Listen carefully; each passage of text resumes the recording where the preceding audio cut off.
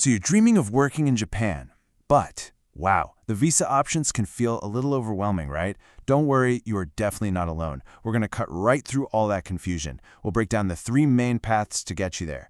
One for the pros, one for skilled workers, and one for trainees. Let's figure out which path is your path. I mean, this is the big question, isn't it? You've got the skills, you've got the drive, but the visa system, it feels like this giant, complicated puzzle.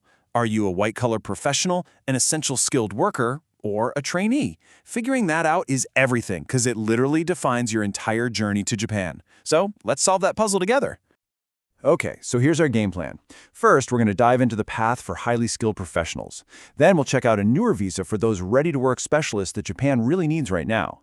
We'll also unpack the huge changes coming to the trainee program. And finally, we'll put them all side by side so you can see which one is the perfect fit for you. All right, first up, the Gijinkoku visa. You can think of this as the main highway for white-collar professionals. We're talking engineers, marketers, creatives, all the specialists Japan wants to attract to really foster that international talent exchange. And you know, the real key to getting this visa is understanding why it exists. It's not just about filling a job slot. No, it's bigger than that.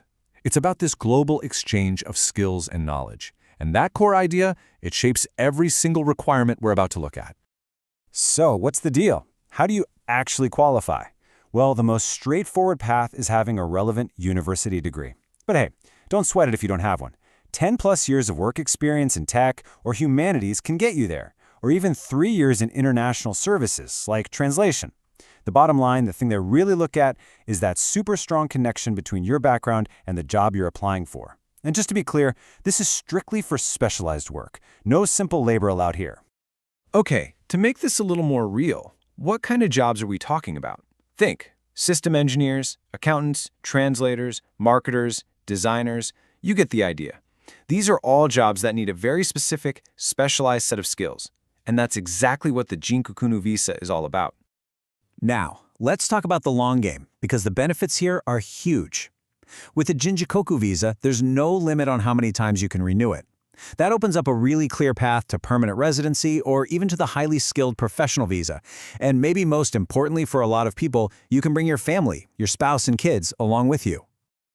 Okay, let's switch gears and look at our second path, the Specified Skilled Worker Visa, or SSW for short. Now this one's a lot newer, and it was created for a totally different reason. It's all about bringing skilled workers into industries that are facing serious labor shortages, so they can jump in and contribute from day one. Yeah, so where the Gijinkoku is all about this high-level talent exchange, the SSW is a super direct, super practical solution to a real economic problem.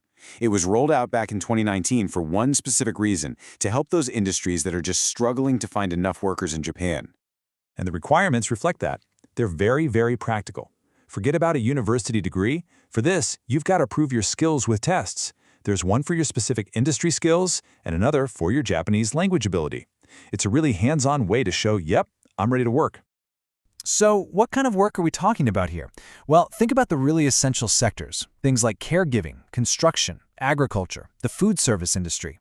Right now, this visa covers 12 specific sectors that are just absolutely vital to Japan's economy.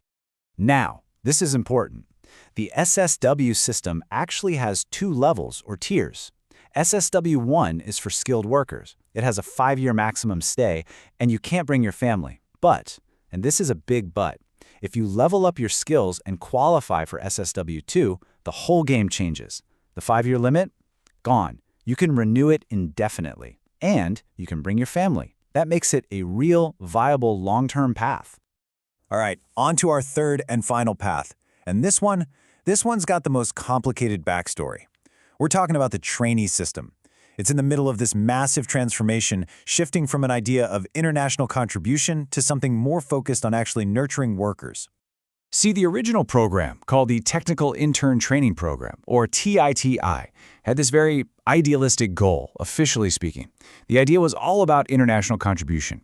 Trainees would come to Japan, learn advanced skills, and then take that knowledge back home to help their own countries develop. So, and this is the crucial part, it was never designed to be a fix for Japan's labor shortages. And because of that specific goal, the rules were super strict. There's a 5-year cap on your stay, and most critically, you're pretty much not allowed to change jobs. Why? Because the whole program is tied to you learning one specific skill set from one specific company to then take back home. But, and this is the big news, this entire system is changing dramatically. The old TIT program is being completely phased out by 2027. It's being replaced with a brand new nurturing work system. And the single biggest change? They're going to ease up on those strict rules about changing jobs. It's a really clear signal that Japan is now trying to do two things at once: train workers and secure its own labor force. Okay, so we've walked through three very different paths. Now let's bring it all together. It's time for a final head-to-head comparison to make everything crystal clear. So, to recap Path 1, Gijinkoku. Simple. This is your professional expertise route. Got a degree or a ton of experience in a specialized field? This path was literally designed for you. Path 2, the SSW visa. This one is all about addressing labor needs. It's the practical, hands-on path. If you've got the skills to prove it in one of Japan's key industries, this is your most direct way in, made to meet those urgent demands. And finally, Path 3, the trainee program. Its core idea has always been international skill transfer. But remember, it's now evolving, becoming a much more flexible system that really reflects what Japan needs in the real world today. Okay, let's just lay it all out, side by side. The differences really jump out at you, don't they? Gijinkoku is all about professional talent. It gives you job mobility, family options, and a long-term future right from the start. The SSW visa is a solution for labor shortages, so it makes you earn those same benefits by leveling up to SSW2. And the trainee program, with its goal of skill transfer, has always been the most restrictive. Looking at it this way, you can really see the why behind every single rule. So, what's the big takeaway here? It's that Japan is actively reshaping its entire approach to foreign workers. It's moving away from these old, rigid categories toward more flexible systems that actually match its economic needs. And that leaves us with a really interesting question, right? As Japan's needs keep evolving and these visa systems change along with them, what new doors is that going to open up for the rest of us?